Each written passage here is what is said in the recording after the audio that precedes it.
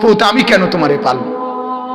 আমি আমার আব্বারে দেখছি, আজকেও আমি এইখানে বসে এই কথাটা বলছি, ওই এই ঘরে খাইতে বসা আমি বলছি যে হায়, আমি একটু খানার জন্য, ভালো একটু তরকারির জন্য আমি চোখের পানি ফেলে কাঁদছিলাম।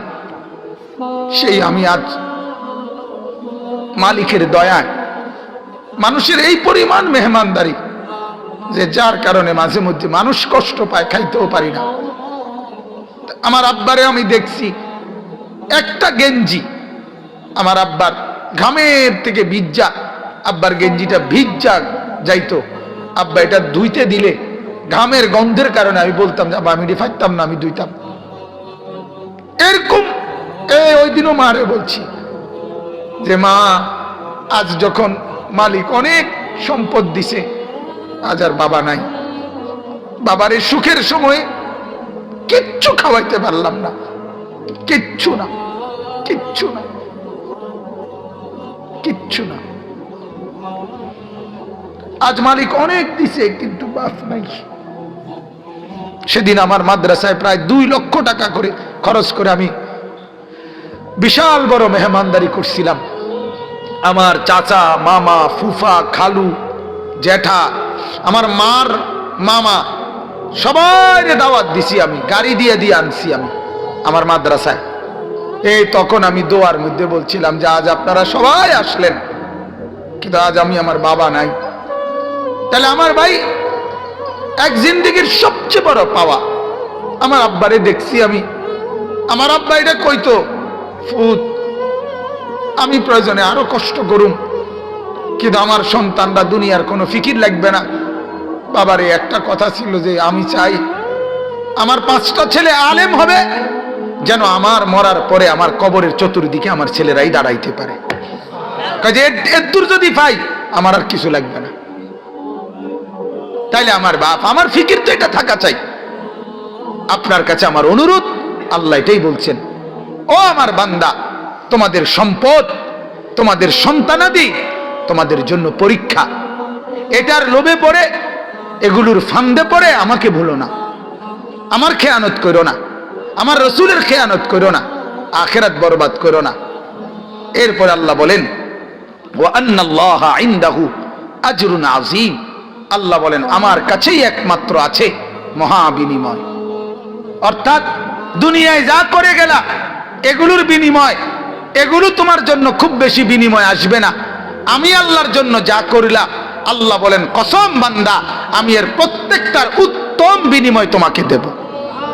এই সোফা যদি 30,000 টাকা দিয়ে বানায়া থাকো, এই সোফা আখিরাতে তোমার জন্য কোনো পুঁজি দিবে না।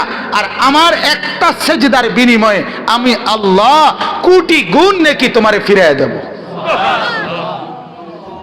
বুঝেন নাই কথাটা?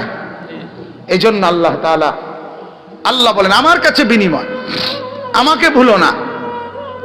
বিবিকে রাজি করতে গিয়ে, ছেলেকে রাজি করতে গিয়ে, মেয়েকে রাজি করতে গিয়ে, সম্পদ জমাইতে গিয়ে বড় শিল্পপতি হবা, বড় কুটিপতি হবা, বড় পুঁজিপতি হবা, বিশাল গার্মেন্টস মেল ফ্যাক্টরির মালিক হবা, আর বিনিময়ে আমি আল্লাহরে হারায় যাবা, আমার রসুলকে হারায় ফেলবা, আখিরাত ভুলে যাবা, জাহান্নাম ভুলে যাবা, জান্নাত ভুলে যাবা। আল্লাহ বলে বান্দা না, এমনটা করো না, এমনটা করো না। ওই সম্পদ জমাইও না যে সম্পদ আল্লাহ ভুলায় দেয়। ওই বিবি বাচ্চা পাইলো না যারা আখিরাত ভুলায় দেয়।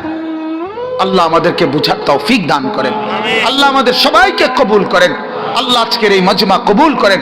যদি কোনো শক্ত কথা বলে থাকি মাফ করে দেন, কিন্তু আমার বাজান, আমি আপনাদের আখিরাত চাই, আমারও আপনাদেরও।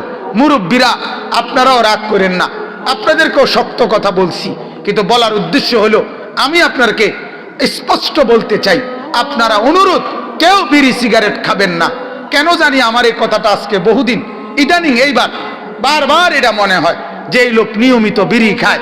আমার কাছে মনে হয় ওই মুরব্বী যেন আল্লাহর কাছে, ফেরেশতার কাছে এটা বলে যে আমার সকাল বিকাল দুপুর সন্ধ্যা আমি বিড়ি ছাড়া, আগুন ছাড়া থাকতে পারি না। ও আল্লাহ, তোমার কাছে অনুরোধ, আগুন ছাড়া আমার দিন কাটে না, রাত কাটে না, সকাল কাটে না, বিকাল কাটে না। আল্লাহ তুমি তো দেখলা আগুন ছাড়া আমি থাকতে পারি না, অতএব আমারে কবরে আগুনেই রাখো, আমারে হাসরে জাহান্নামের আগুনে রাখো। আর নাই তো কি,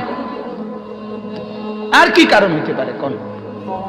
এজন্য বাপ, আপনি যদি আমার দাদা হন, আমি আপনার নাতি, আমি চাই আমার দাদা যেন হয় জান্নাতি। আপনি যদি আমার বাবা হন, আমি আপনার ছেলে, আমি চাই আমার বাবা যেন হয় জান্নাতি। আপনি যদি আমার চাচা হন, আমি চাই আমি ভাতিজা, আমার চাচা যেন জান্নাতি হয়। তোমরা যারা যুবক ভাই, আমি যদি তোমাদের ভাই হই, আমি চাই তুমি ভাই, দুই ভাই মিলে একসাথে যেন হই জান্নাতি। বলো না ইনশাআল্লাহ? দোস্ত, কত ছেলে আমগরে ভালোবাসো, আমরা জানি তো বাজান, কলিজা দিয়ে মহব্বত করো তোমরা আমগরে। এই মহব্বতের তাকাজায় হয় তুমি আমার মতো হও, নাহলে আমারে তোমার মতো বানাও। একটা করো, এক সাইডে হও। হয় তোমার কাছে আমারে নাও, নাহলে আমার কাছে তুমি আসো। একটা তো করো ভাইয়া। তুমি তোমার মতো, আমি আমার মতো, এ জিন্দিগি কেমনে চলবে? তুমি ফয়সালা দাও, তুমি ফয়সালা দাও। আল্লাহ তাআলা আমাদের সবগুলো যুবককে কবুল করেন, আমিন।